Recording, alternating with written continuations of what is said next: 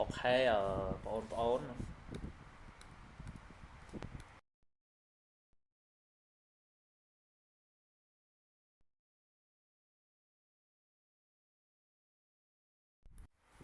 ហេឡូ លើបង Helloបងអញ្ចឹងកាលពីទឹកមុនយើងខ្ញុំបានបញ្ចប់ហើយណាអឺទ្រឹស្ដីបត់កាណូគឺខ្ញុំបានរៀបរាប់ឲ្យអស់ហើយប៉ុន្តែនៅដល់អត់ទាន់បានដាក់ឲ្យរូបមន្តអញ្ចឹងខ្ញុំរំលឹកទ្រឹស្ដីបត់កាណូយើងបន្តិចបាទអញ្ចឹងទ្រឹស្ដីបត់កាណូយើងគឺនិយាយពីម៉ាស៊ីនកម្ដៅបងប្អូនណាអញ្ចឹងគាត់ថាចំពោះទី1មាន3ឃ្លាចំពោះ motor ប្រើកម្ដៅតាក់ទងប្រភពកម្ដៅ2ប្រភពក្ដៅសីតុណ្ហភាពដាច់ទេហនិងប្រភពត្រជាក់សីតុណ្ហភាព TC TH នេះមានន័យថាម៉េច hot reservoir temperature អានេះ cold reservoir ខ្ញុំសេឲ្យបន្តិចចុះ TH នេះមានចុះ TH នេះមានន័យថា hot re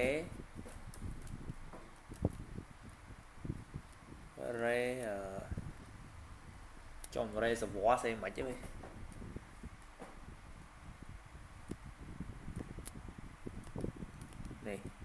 ប្រភពក្ដៅ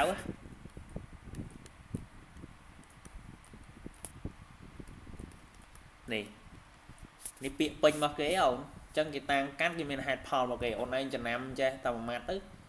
តាហេះនេះមានន័យថា hot នឹងក្ដៅសេនេះមានន័យថា cool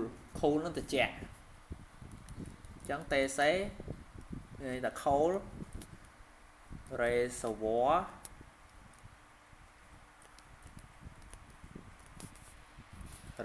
ស្អីចេះចាំតិចបងនេះ reservoir temperature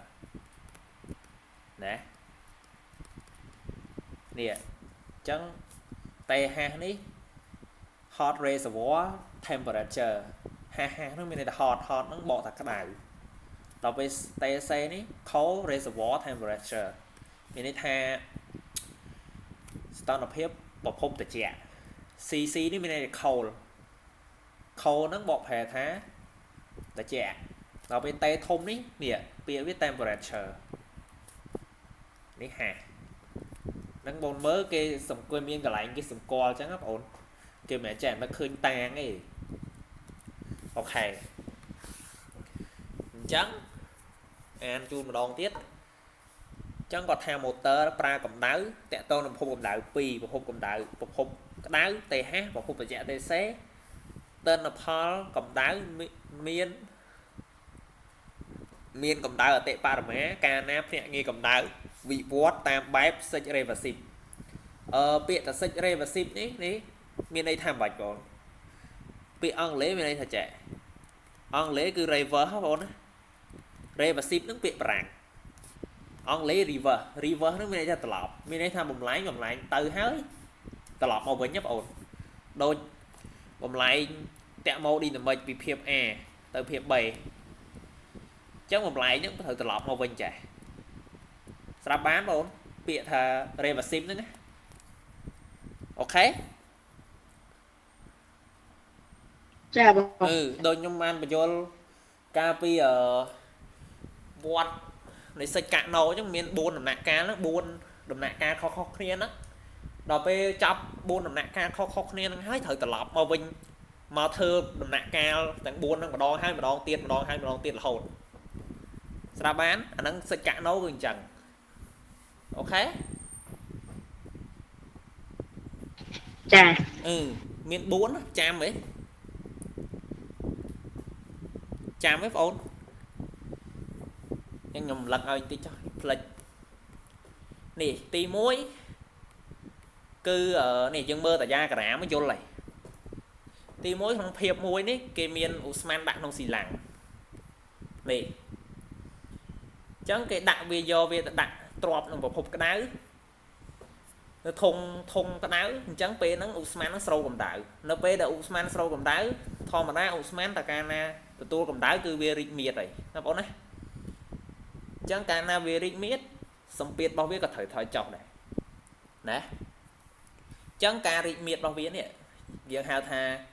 rít miệt ta mầm lái đi sự tèm và to máu châu đó làm nè ca cái pí cái chắp đam do stop is lắng do mà drop nâng khổ mà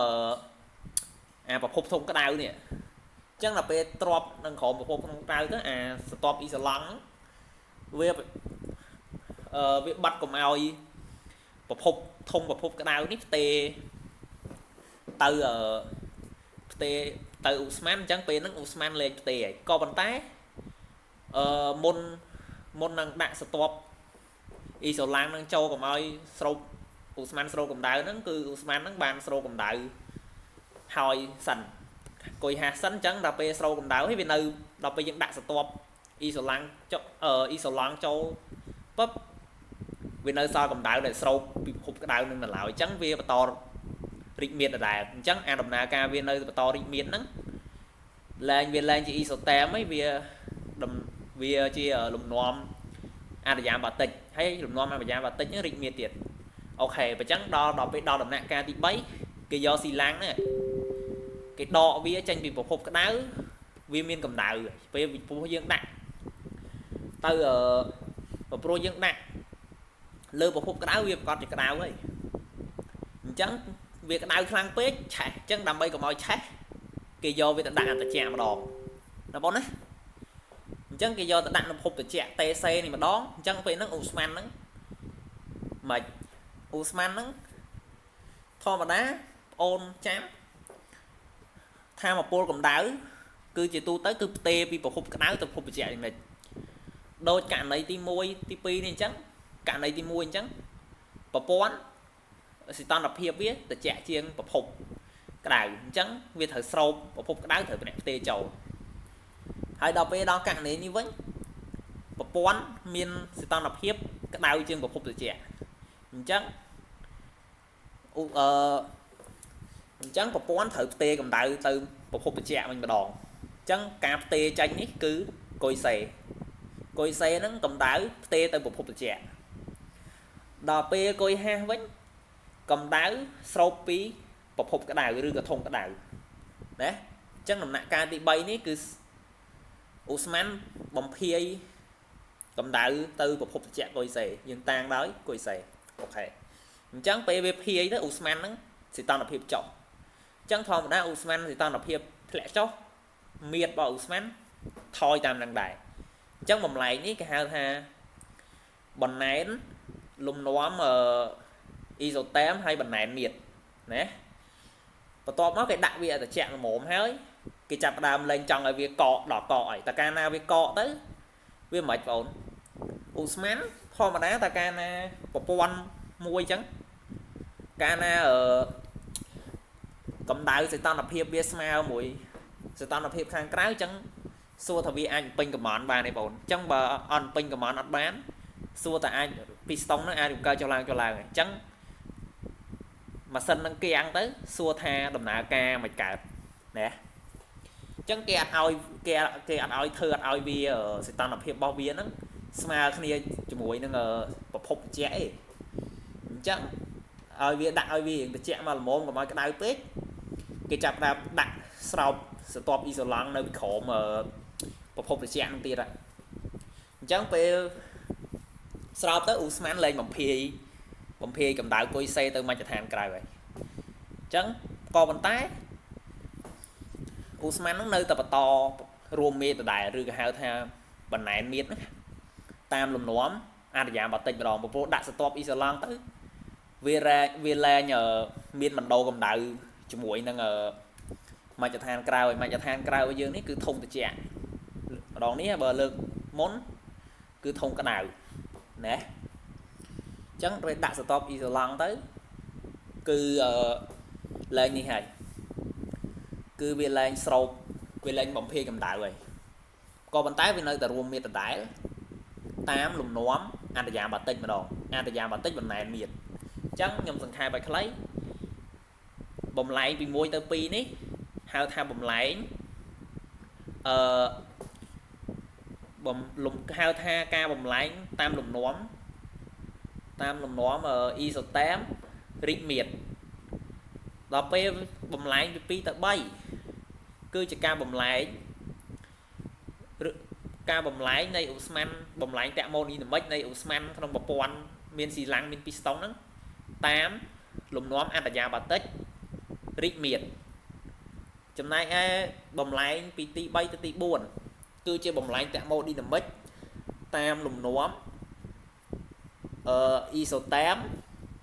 រួមមាឌវិញម្ដងករណីទី3ពី3ទៅ4ណាបងណាចំណែកចុងក្រោយបំលែងពី4ទៅ1វិញគឺជាបំលែងអត្តយាបាតិចរួមមាឌណាអញ្ចឹងបងឯងដើម្បីរៀបរាប់ទៅលើទិសដំណើរការសេចកាណូនេះបងត្រូវចេះមើលរូបបងត្រូវចេះវិភាគលើរូបទាំង4នេះណាហើយបើមិនចាំបាច់វិភាគលើរូបក៏បានបងវិភាគលើយ៉ាក្រាមនេះក៏ប៉ុន្តែតាមណិតខ្ញុំថាបងចេះវិភាគលើរូបល្អជាងព្រោះរូបនេះអាចឲ្យយើងរៀបរាប់ទ្រឹស្ដីទាំងអស់នេះហើយអាចឲ្យយើងគូសយ៉ាក្រាមបានប៉ុណ្ណេះអូខេ Hello ចា ចឹងដើម្បីរៀបរាប់